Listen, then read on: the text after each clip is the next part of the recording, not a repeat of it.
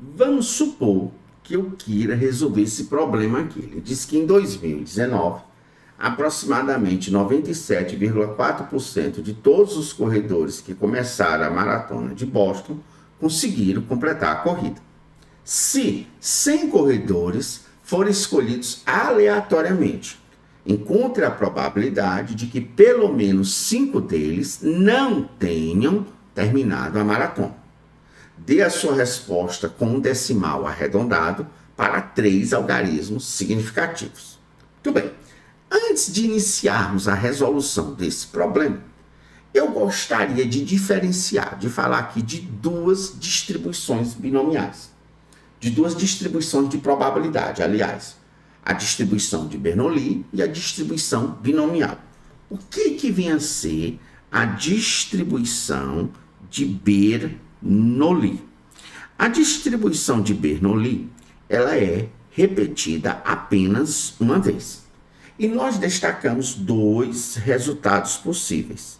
Um deles chamamos de sucesso e o outro chamamos de fracasso. Então, por exemplo, lancei uma moeda uma vez. Calcule a probabilidade de ocorrer cara. Então, ocorrer cara, que é o que eu estou pedindo, seria um sucesso. O não ocorrer cara seria o fracasso. Ah, professor, só serve quando tem 2 possibilidades possíveis para poder destacar sucesso e fracasso? Eu digo não. Quando você, por exemplo, lança um dado, que são 6 faces, e você me perguntar qual é a probabilidade de ocorrer um múltiplo de 3. Então, de novo, aí eu posso dividir o meu resultado em 2 situações possíveis. O sucesso, que é ocorrer um múltiplo de 3, e o fracasso, que é não ocorrer um múltiplo de 3. De agora em diante, numa distribuição de Bernoulli, essa variável aleatória sucesso, vamos representá-la pelo número 1, enquanto que a variável aleatória fracasso, vamos representar pelo número 0. Então, o que 1 é? 1 é a maneira que eu estou usando para representar o meu sucesso. E o 0 é a maneira que eu estou usando para representar o fracasso. Ok? Então, por exemplo, no lançamento de um dado ocorreu um múltiplo de 3. Então, se eu lancei esse dado uma vez, quando eu pergunto a probabilidade de ocorrer um múltiplo de 3, eu estou pedindo para calcular a probabilidade do x ser igual a 1, já que o meu sucesso é ocorrer múltiplo de 3, tá bom? Note que nesse tipo de problema é importante você perceber que o sucesso tem uma probabilidade, que eu vou chamar de P, e evidentemente o fracasso também tem uma probabilidade, que eu vou chamar de 1 menos P. É lógico que elas são complementares, porque se não ocorre o sucesso, é que vai ocorrer o fracasso. Aí você me pergunta, e o que vem a ser a distribuição binomial? Vou lhe explicar. A distribuição binomial é como se fosse uma distribuição de Bernoulli que é repetida 2 ou mais vezes. Então, numa distribuição binomial, seria uma repetição de uma distribuição de Bernoulli 2 ou mais vezes. Isso significa dizer que eu continuo com 2 resultados possíveis. Um eu chamo de sucesso e o outro eu chamo de fracasso. O que ocorre agora é que o nosso sucesso continua com a probabilidade representada por P e o nosso fracasso continua com a probabilidade representada por 1 menos P. Só que a nossa variável aleatória, ela deixa de ser 0 e 1 e passa a representar o número de vezes que ocorre o sucesso. Então quando eu perguntar para vocês, ocorre o sucesso. Quando eu perguntar para vocês qual é a probabilidade binomial de ocorrer a nossa variável x igual a 4, é como se eu estivesse perguntando para vocês qual é a probabilidade do sucesso ocorrer 4 vezes. Então, por exemplo, vamos supor que eu digo um dado foi lançado 10 vezes. Note que é maior ou igual a 2. Calcule a probabilidade de ocorrer um múltiplo de 3 4 vezes. Então, o dado foi lançado 10 vezes. Eu quero saber qual a probabilidade de ocorrer um múltiplo de 3 exatamente 4 vezes. Então, o múltiplo de 3 seria o nosso sucesso. Então, no nosso caso, aí, a probabilidade de ocorrer o nosso sucesso um múltiplo de 3 São 2 casos favoráveis, que são 3 e o 6, dentre 6 casos possíveis. Então, a probabilidade de ocorrer o nosso sucesso é 1/3. É óbvio que se a probabilidade de ocorrer o sucesso é 1/3, de ocorrer o fracasso passa a ser 2/3. Então, como fazer esse cálculo? Você vai proceder da seguinte forma. Quantas vezes esse dado foi lançado? 10 vezes. Dessas 10 vezes, você deve escolher as 4 vezes que vai ocorrer o nosso sucesso. De quantas formas você pode fazer essa escolha? Combinação de 10, 4 a 4 ou binomial de 10 sobre 4. A mesma coisa. Você vai multiplicar isso pela probabilidade de ocorrer o sucesso, ou seja, um múltiplo de 3. Quanto é que vale essa probabilidade? 1/3. Elevado ao número de vezes que você quer que esse sucesso ocorra. Você quer que esse sucesso ocorra 4 vezes, então fica 1/3 elevado a 4. Evidentemente, se o sucesso ocorreu 4 vezes, é porque nas demais vezes, para completar as 10, deve ter ocorrido o fracasso. E nós sabemos que a probabilidade do fracasso é exatamente igual a 2/3. E que se o sucesso ocorreu 4 das 10 vezes, é porque nas demais 6 vezes, quem que ocorreu? O fracasso. Então, está aqui a nossa probabilidade binomial. Então, o que é uma probabilidade binomial? É uma distribuição de Bernoulli quando é repetida 2 ou mais vezes. Quem é a variável da nossa probabilidade binomial? Eu vou querer calcular a probabilidade do quê? Você vai querer calcular a probabilidade do sucesso ocorrer uma determinada quantidade de vezes dentre as N vezes que a nossa experiência foi repetida. Então, diante dessas circunstâncias, como é que vamos resolver essa questão? Ele disse que em 2019, aproximadamente 97,4% de todos os corredores que começaram a maratona conseguiram concluir. Então, evidentemente, se 97,4% terminaram a maratona, o restante, 2,6%, não terminaram. Então, o que percebemos nesse problema? Percebemos nesse problema 2 probabilidades. Quais são as 2 probabilidades?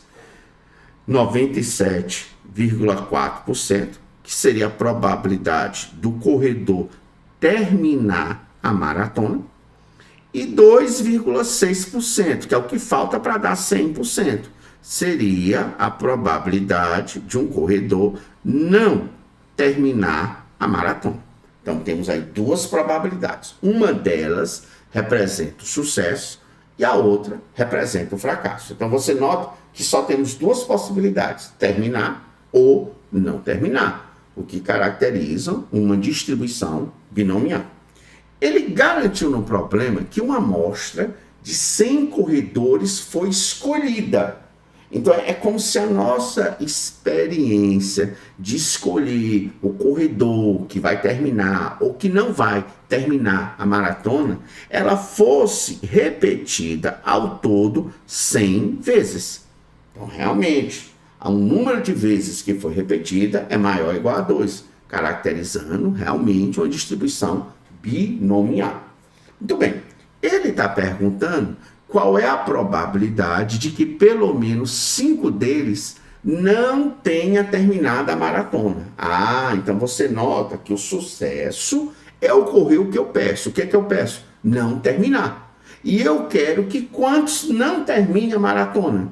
Pelo menos 5, 5 ou mais. Então, se eu perguntasse para vocês quem é a variável aleatória, ela representa o número de vezes que eu quero que ocorra o sucesso. Então, vamos representar. A nossa variável aleatória, x, representa o número de corredores, que não terminaram. Ora, se a nossa variável aleatória representa o número de corredores que não terminaram a maratona, eu te pergunto, quem é a probabilidade do sucesso? É terminar ou não terminar? A probabilidade do sucesso é ocorrer o que eu peço. Eu estou pedindo algo associado a não terminar. Então, a probabilidade de ocorrer o sucesso P é não terminar, 2,6%. Então, é lógico que a outra probabilidade ela só pode representar a probabilidade de ocorrer o fracasso, que é ocorrer o que não se pede. Qual foi a probabilidade que eu pedi? Eu pedi a probabilidade de pelo menos 5 não terminar. O que quer dizer isso? 5 ou mais, tá bom? Então, como é que eu vou fazer isso? Olha, se você quer calcular a probabilidade de 5 ou mais não terminar, eu tenho que calcular a probabilidade de 5 não terminar, depois de 6 não terminar, depois de 7 não terminar, até chegar à probabilidade de 100 não terminar, já que eu falei pelo menos 5. Professor, mas como é que você vai calcular essas probabilidades? Simples. Eu calculo a probabilidade de 5 não terminar. Depois eu somo com a probabilidade de 6 não terminar. Depois eu somo com a probabilidade de 7 não terminar, até chegar à probabilidade de 100 não terminar. Então eu posso representar isso como um somatório. Somatório do que, professor? Eu digo simples. A nossa experiência, ela foi repetida quantas vezes? Eu digo 100 vezes, que a nossa amostra tem 100 corredores. Desses 100 corredores, eu quero escolher X deles para não terminar. Onde esse X tem que ser pelo menos 5. Isso significa dizer que eu vou pegar esse somatório dos 5 até o limite máximo, que é 100. Muito bem. Quem é o nosso sucesso? O nosso sucesso seria não terminar. Qual é a probabilidade de não terminar? 2,6%, que eu posso representar como 0,026. Esse nosso sucesso, ele vai se repetir quantas vezes? X, onde esse X vai variar de 5 a 10, já que eu quero que pelo menos 5 não termine. Se essa é a probabilidade de ocorrer o sucesso, é porque nas demais vezes vai ocorrer o fracasso. Quem seria o nosso fracasso? Seria o 97,4%, 0,974. Quantas vezes esse fracasso vai ocorrer? Eu digo as demais vezes. Se são 100 corredores e X não termina, é que o restante, para completar 100, que é 100 menos X, vai terminar. Então, é essa probabilidade que queremos calcular. É essa probabilidade que vai ser a resposta da questão. É óbvio que para fazer esse cálculo, eu vou usar uma calculadora. Vamos usar a nossa calculadora. Temos duas maneiras. Podemos usar a calculadora somatória, ou podemos ver que trata-se de uma distribuição binomial, porque nós temos sucesso e fracasso. Outra característica da distribuição binomial é porque ela é uma distribuição discreta, ela só assume valores inteiros. Então, realmente, quantos não vão terminar? 5. De 5 eu já vou para 6. De 6 eu já vou para 7. Percebam que a minha variável aleatória só assume valores inteiros. É uma outra característica de uma distribuição binomial. Então, professor, qual recurso? Usando essa calculadora que vocês aqui estão vendo, vocês vão acessar a parte de distribuição, que está aí marcada, que seria representada pela letra I. Vou executar essa parte de distribuição. Muito bem. Aparecer aí na tela 3, a binomial, a normal e de Poisson. Vamos escolher a binomial. Assim eu escolhi. Eu preciso escolher qual tipo de cálculo. E você diz, como assim, professor? Tipo de cálculo. Você nota que essa distribuição binomial, ela se aproxima de uma distribuição normal. Você quer calcular a probabilidade da nossa variável aleatória ser maior ou igual a 5. É como se você começasse a contar de 5, fosse aumentando, aumentando, até chegar ao final, que no caso é 100. Então a nossa cauda, ela começa de um valor e vai até não acabar mais. Isso significa dizer que se você olhar para lá, nós temos as seguintes caudas. Essa, que ela começa de um valor e termina aqui, começa lá do iniciozinho, não é o nosso caso. O nosso caso, nós vamos começar de onde? De 5 e vamos até o final. Temos essa segunda, que ela começa no valor e termina no valor, também não é o nosso caso. E temos essa cauda, que começa de um valor e vai até não acabar mais. Então, essa cauda que eu vou optar. Então, por isso que eu vou apertar esse botãozinho aqui chamado de F3, para dizer que eu estou escolhendo a terceira cauda. Então, a terceira cauda, eu só preciso dizer, meu x é maior ou igual a quanto? Então ele quer saber quem é esse meu x. Esse meu x é menor do que maior ou igual a que valor? Nós sabemos que o nosso x ele é maior ou igual a 5. Ele vai até quanto? Até 100, ou seja, quantas vezes a nossa experiência ela foi repetida? Ela foi repetida 100 vezes. Esse P seria a probabilidade de ocorrer o sucesso, que é de não terminar. Então, qual é a probabilidade de ocorrer o sucesso? 0,026. Então, eu vou colocar 0,026. Em seguida, eu vou apertar executar. E ali aparece a nossa resposta. A nossa resposta que apareceu está aqui. Foi exatamente 0,1199. Professor, então vamos colocar como resposta esse 0,1199.